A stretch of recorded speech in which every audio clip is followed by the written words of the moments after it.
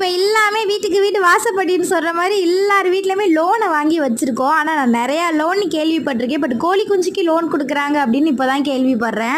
அதுவும் லோன் காசு கொடுத்து அதோட கோழி குஞ்சு கோழி கூடுமே கொடுத்துட்றாங்க. நைட்டே கோழி கூடு வந்து வீட்டில் இறக்கிட்டாங்க. காலையில் வந்து கோழி குஞ்சியோட அந்த முக்கியமான ஆளுகள் வந்து கோழி குஞ்சுங்களை ஃபுல்லாக வரப்போகிற சொந்தங்களுக்கு அடித்து கொடுக்காம எப்படி மெயின்டைன் பண்ணணும், எப்படிலாம் வளர்க்கணும், என்ன இறை கொடுக்கணும், எவ்வளோ காசு கொடுப்பாங்க, நீங்கள் நம்ம எவ்வளோ திருப்பி கட்டணும், எவ்வளோ லாபம் நஷ்டம் அப்படின்னு எல்லாருக்குமே சொல்லிட்டு இருந்தாங்க.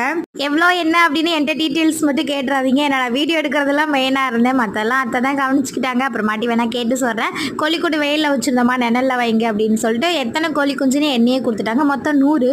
நம்ம ஊரில் எல்லாருமே வாங்கியிருக்காங்க. அதுக்கு இறை வைக்கிறதுக்கு தனியாக, தண்ணி வைக்கிறதுக்கு தனியாக 2 டப்பா கொடுத்துருந்தாங்க. இது நல்லா இருக்கியா? ஃபஸ்ட்டு எடுத்ததுமே தண்ணியில் மஞ்சள் பொடி கலக்கி வைக்க சொன்னாங்க. அதுக்கப்புறம் அதுக்கேற்ற மாதிரி தீனி, கம்பு, கேழ்வரகு அது மாதிரி வைக்க சொல்லியிருந்தாங்க. மாமா உடனே ஓடி போய் நான் வாங்கிட்டு வந்துடுறேன் அப்படின்னு கிளம்பிட்டாங்க. இனிமேல் ஊர் ஃபுல்லாக ஒரே கோழி குஞ்சு சவுண்டு தான் போங்க.